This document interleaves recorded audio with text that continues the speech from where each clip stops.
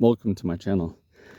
So today's episode deals with a property that I've been allowed to start working on. This is in the Watsonville area in Corralitos, California, and the volume of acreage is roughly 11.5 to 12 acres. This is on light hillside. I'm going to get the angle of repose soon and the degrees of the hillside. You can see around me that there's lush vegetation everywhere. There's a lot of poison oak, there's oak trees, there's blackberries, there's gullies with oak trees. There's a landslide right here that we're gonna have to deal with and work around. That's old. The landslide is old compared to these cottonwood trees. These cottonwood trees are probably 20 feet tall. So this is an old geological slide. Cottonwoods grow pretty fast though, so I could be mistaken. There are oak trees though, and the oak trees have 1, 2, 3, 4, 5, 6, 7, 8, 9 branches. So those are at least 9 to 10 years old. And they're in the bottom of the slide. So the slide can't be any younger than 10 years. And it could be much, much older than 10 years. So we're going to have to look at that and find out when the geology of the slide happened. The prior owners have left a huge amount of woody debris, which is a fire hazard. And this is downhill of the property. So this fire hazard has to be abated. And that's one of the things I have to look at today, is how to abate the fire hazard. My job is to reduce the insurance load, the need for insurance.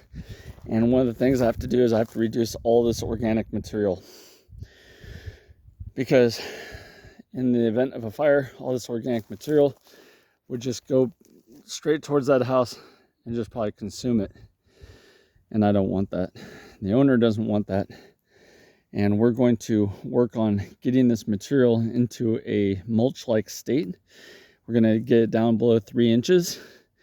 And we're going to start raising the limbs on these trees.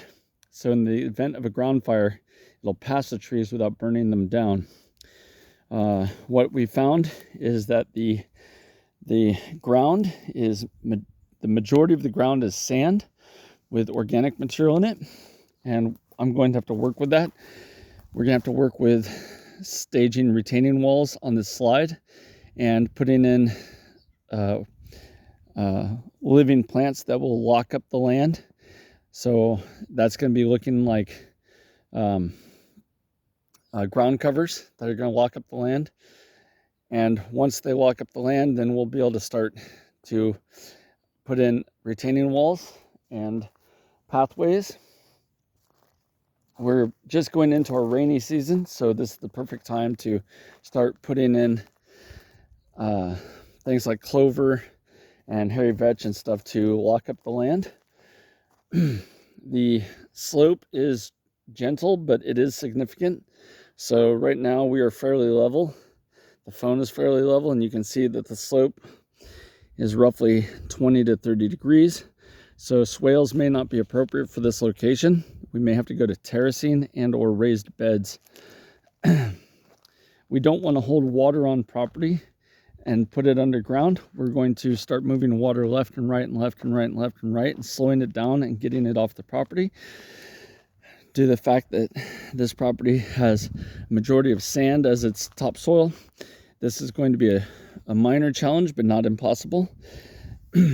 Already they're growing a significant amount of things like grapes. I don't know if that's lemongrass or pampas grass. I'm not quite sure. I have to look at it closer. There's rosemary, citrus, and a variety of other plants that they were growing. Infrastructure for water, as this water spout indicates, is all over the property. I can work with this. This is something we can do. I will give you updates as is necessary. This building's deck is very close to where the landslide happened. So I'm going to walk that out for you really quick, and I'm going to tell you how many steps, rough footage from the corner of the building or the corner of the deck.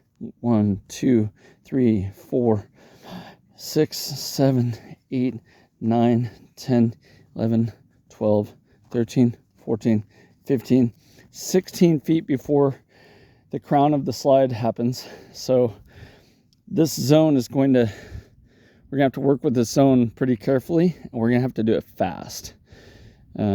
Luckily, this is, again, mostly sand. It doesn't seem like there's a clay layer. I have dug on the property and gotten down about 3 feet without hitting any clay or hard pan. So in one way that's helpful, and another way it's concerning, because I still need to hit hard pan to be able to anchor to something for a retaining wall to actually work well. I can do it in sand, but then I have to do a lot of water.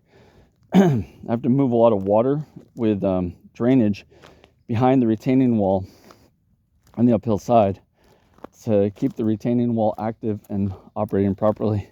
Again, there's a lot of organic material that's going to have to be mulched and or disposed of, and I'm thinking that this is going to turn into compost, which I will amend the sand with and create good topsoil. So there you go. There's your first glimpse into me working on a 12-acre, roughly 12-acre, 11.5, 12-acre parcel in Corralitos, California, near Watsonville in the Santa Cruz County, right just north of Monterey County. And there you go. More updates are coming. Have a great day.